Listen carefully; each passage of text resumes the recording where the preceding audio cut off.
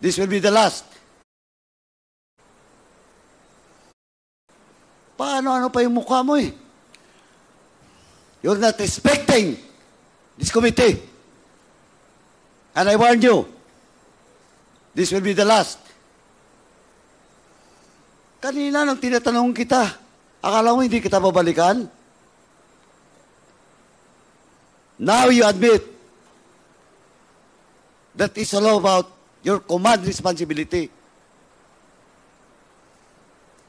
In fact, magtuturuan na, aserto, dinideny mo. Of course, your words against the words of aserto.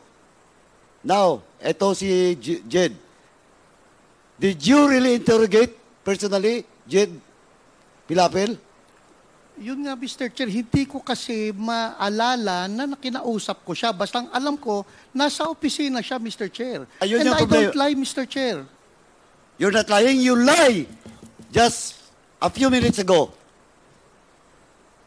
sa harap ko, sinabi mo na that authority was delegated to your personnel. Yes, Mr. Chair. Nung tinanong ka ni Chairman Acop, inamin mo. Question of command responsibility. Are you not lying? No, Mr. Chair. Also, Mr. Chairman, with that, I move to cite in contempt General Wilkins. Pasensyahan po tayo dito.